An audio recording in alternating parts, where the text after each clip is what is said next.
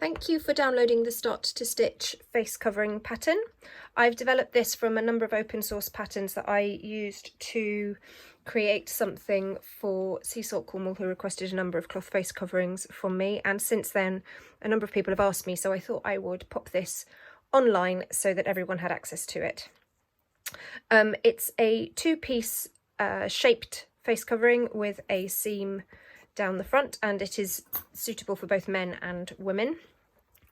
When you print your pattern, please print at 100% and make sure that the test square, which should be a 5cm square, prints at that size so that you know that your pattern pieces are the right size. In terms of materials, quilter's cotton is absolutely ideal. It's a really good quality, high thread count, shrink resistant, tightly woven and reasonable weight cotton. Plus it comes in hundreds of thousands of amazing prints. And then for a lining fabric, a curtain lining is great, or you could use the quilter's cotton again if you wanted to. A twill woven sateen, 100% cotton sateen lining is great. I use this grey one because I think it looks quite classy with the prints that I've been using on the face coverings that I've produced.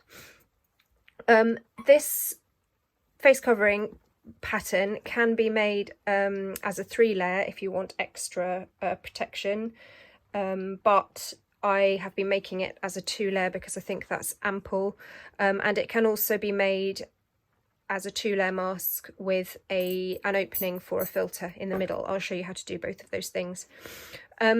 Wearing a face covering as specified by the UK government is not PPE, so these face coverings do not provide you with any guaranteed protection against coronavirus and subsequent cases of COVID-19. The idea is that in wearing one you will protect other people from the transmission of the virus should you be an unknown carrier. There's a full disclaimer in this blog post and also the one which is about the sea salt mask order that I fulfilled. So the first thing you need to do is download your pattern and print it off and cut out both pieces, the outer and the lining, which are basically the same, but the lining piece is slightly shorter. You then need to cut, put your fabric, fold your fabric right sides together, and you need to cut your fabric. You need to cut 2 pieces. I'm going to quickly pin this, and you need to follow the grain line identified on the pattern piece. The grain line is the selvage on the fabric, which is why I'm using this bit of fabric just to show you. So the grain line is ideally parallel with the selvage. On a print like this, though, on a cotton like this, which is very, very stable and tightly woven, the grain line, the cross grain, would also be at a right angle to the selvage. That would also be acceptable. What you don't want to do is cut your face covering shape at a 45-degree angle like that, because you will struggle with assembling it and the shape and fit will be quite wonky. So I am just going to pin and cut this out as specified with the grain line arrow parallel to the selvage. Once you have cut out your pieces, you need to stitch them at a 0.5 centimetre seam allowance along the curved edge, the nose edge of each of the pattern pieces. And I would recommend that you start at the bottom edge and stitch down to the top point, because if you start here, it can quite often just snag and pucker a little bit. At this point, having stitched together the 2 curved edges of the pattern pieces, if you are going to make a face covering that has a pocket for a filter, you would turn back both sides of the lining by 0.5 centimetre and 0.5 centimetre on both ends, and then top stitch down there. so that it looks like this on the inside. And at this point, whether you're making a face covering with a pocket or a face covering without a pocket, the next step is the same. So you're going to open up your face covering outer piece and open up your face covering lining piece and put them right sides together, lining up the centre seam at the top of the nose to begin with, and then turn it the other way up and line up the seams at the bottom.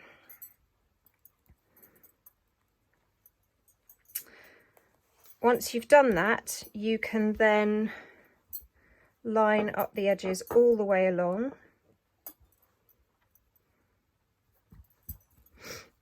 and pin in place.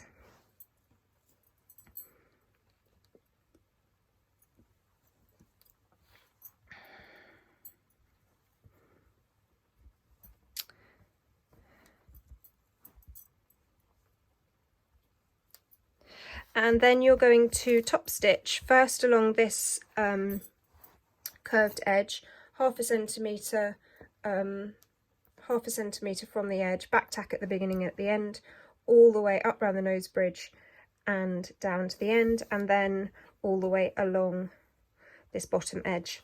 We are not pressing this centre seam out. That's actually to help reduce the porosity of the mask, so we just leave that as it is. No need to press that out. If you want to press it, you can press it going in one direction, but there really is no need to do that.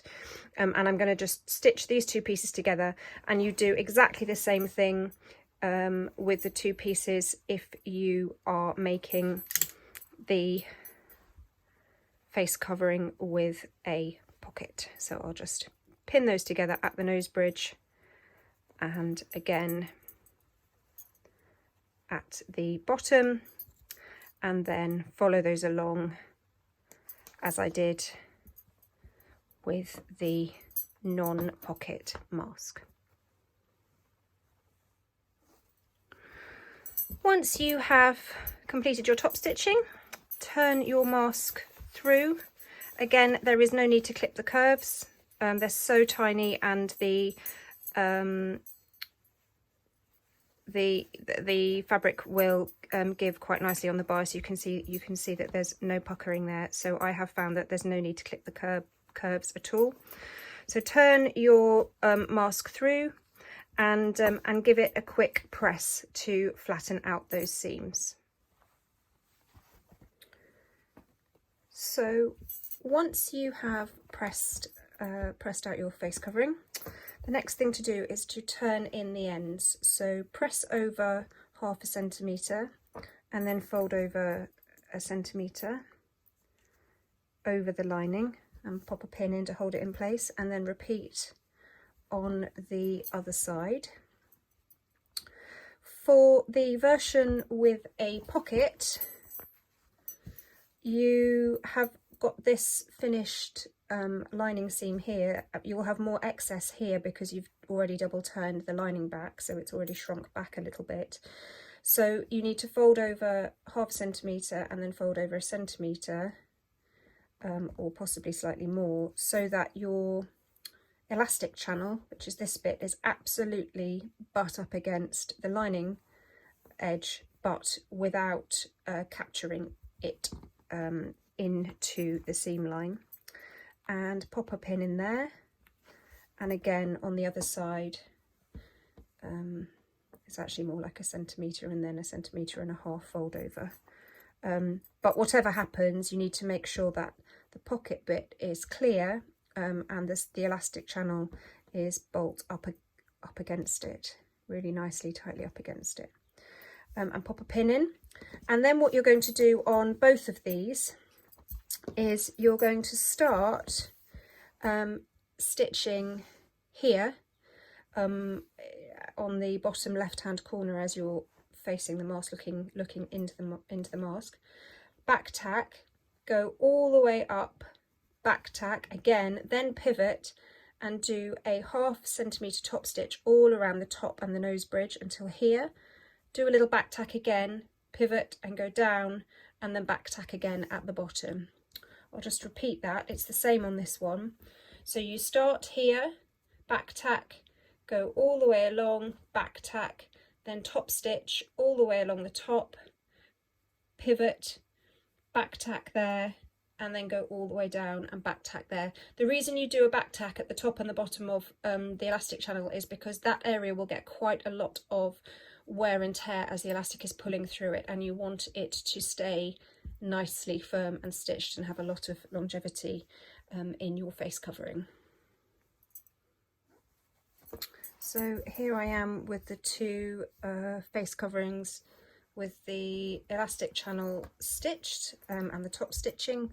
On this one you can see that there is the pocket for a filter, and on this one there is no pocket for a filter. The elastic channel just overlaps the lining.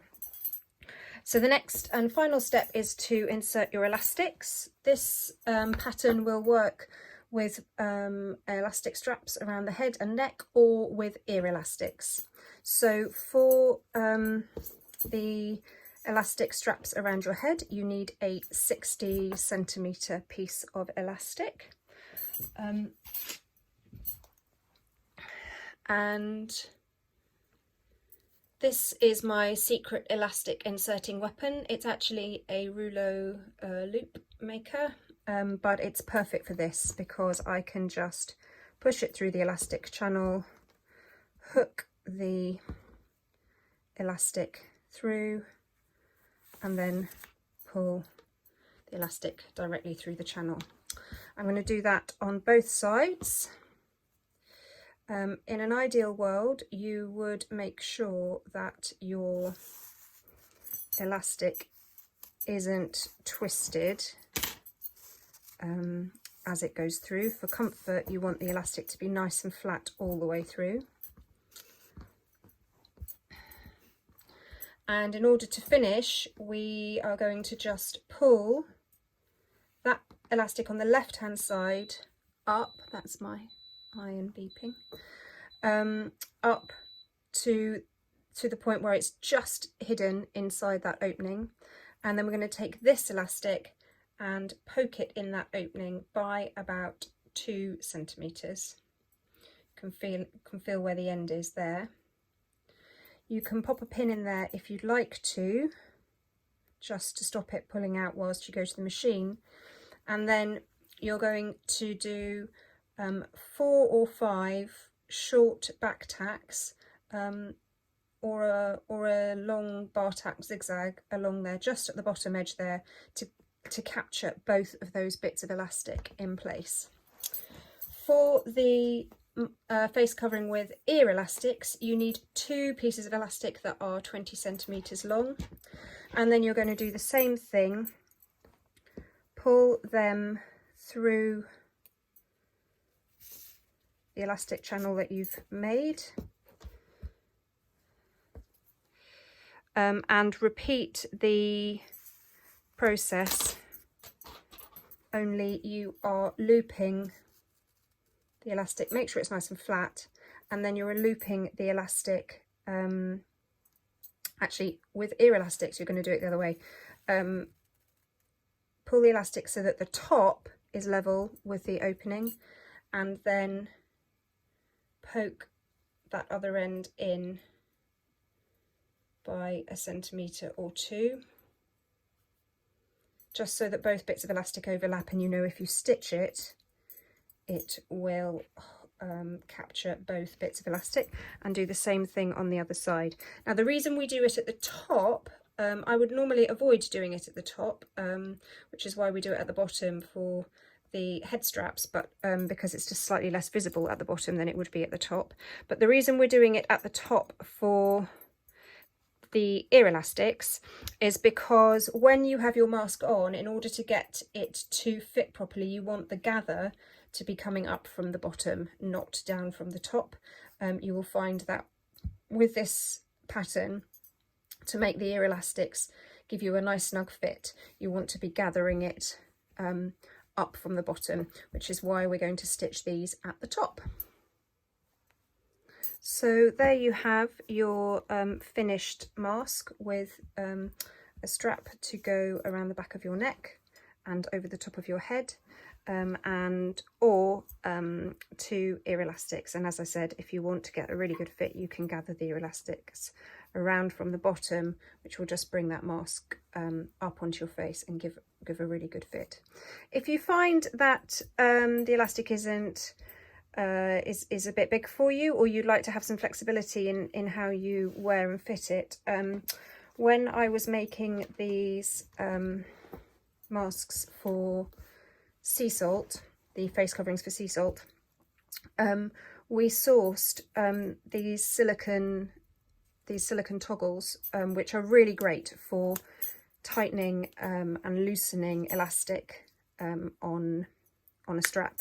It's just a tiny bit of silicone. I can pop a link to the Etsy store we bought them from in the blog post that you are probably watching this in, or in the details on YouTube.